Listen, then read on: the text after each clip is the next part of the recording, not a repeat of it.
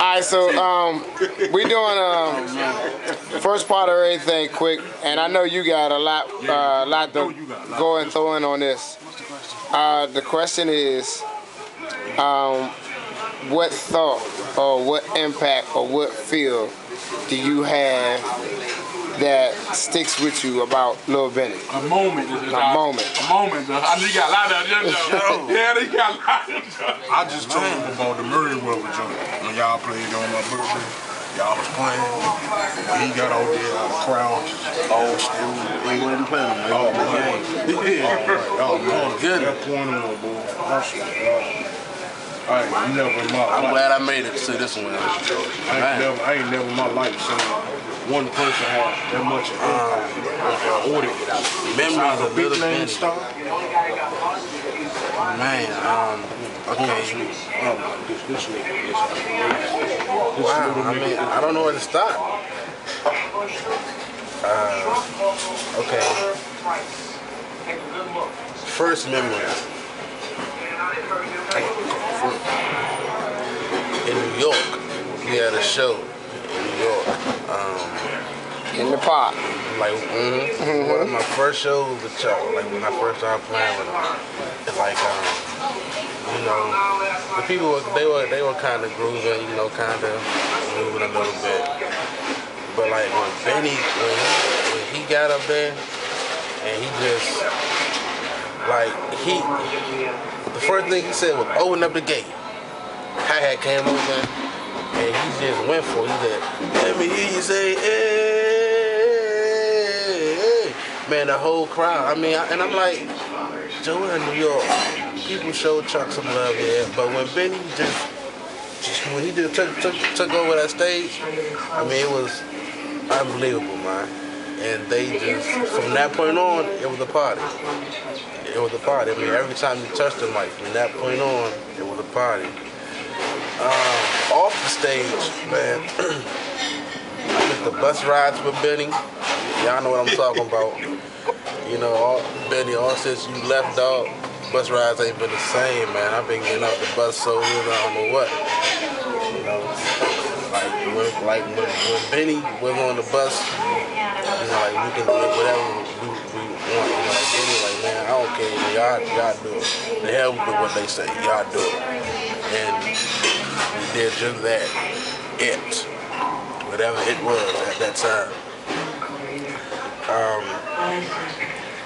Remy the Benny, his last show, at the Pop, outside, little small joint. I mean, it wasn't a small spot, but you know, it was not a lot of people there, yeah. And like, I remember that day, right? Cause I was like, when I pulled up, I was like, man, we about to play here. You know, what is this? Where the corner of my home. Yeah. So I was like, exactly. Yeah, right side, like, man, so, we was playing, and like, Benny was on that stage, like, we was at the Murray-Weather, you know, just going all in. And like, every time he'd look at me, man, you know, he'd give me that, open up the gate. And oh, man, though. I can't keep talking, man. I'm done. Okay. Damn, man.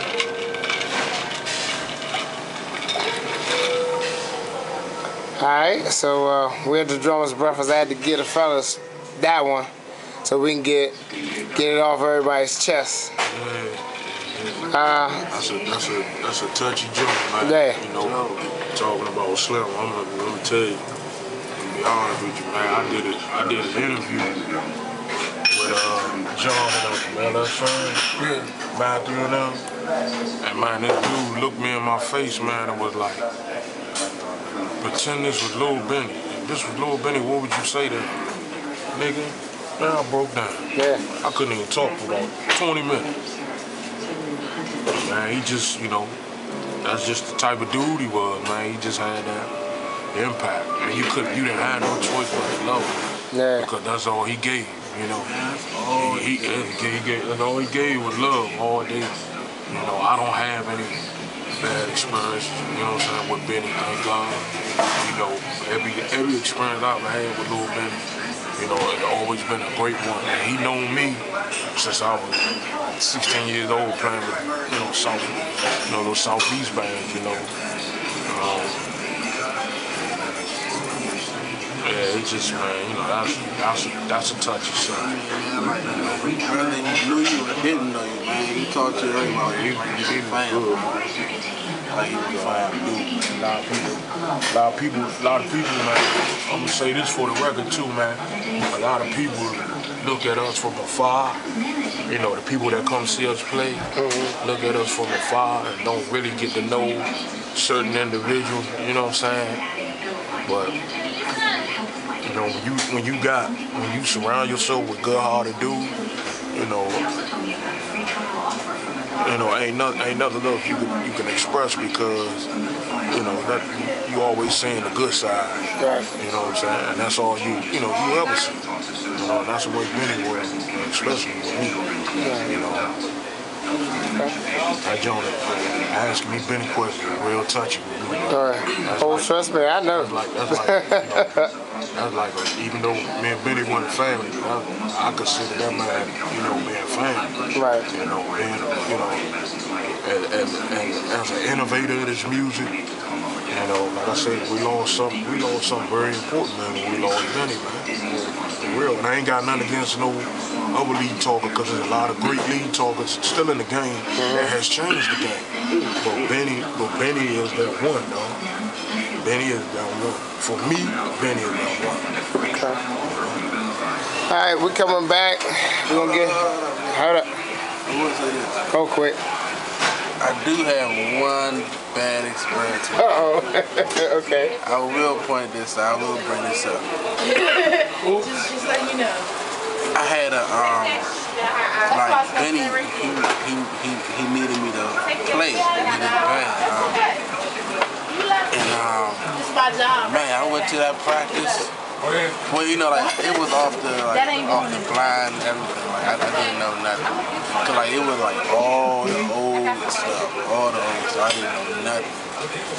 And I was in there. I ain't never scared. Benny Mo, Jungle Boogie. I ain't never scared.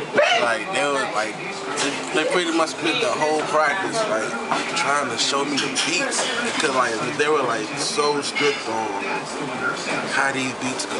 Like play them just like this, and I was like, the whole practice. I mean, it was a lot, and I had to call Benny up the next day, and I like, hey man, I don't think I can do this good, you know. I mean, he had like a lot of material, a lot. Benny has a lot of material out there that before I went to that practice, I didn't know nothing about. I mean, like I knew you know, the standards, you know, like that everybody know and love, but he had a lot of more stuff. A lot more stuff. And man, I couldn't do that again. I just like how he took control and like he know what he wants. And I mean, after I told him I couldn't do it, I mean, he was like, cool, you know, still come party with me. I was like, I will. But I couldn't do it. It was too much to learn.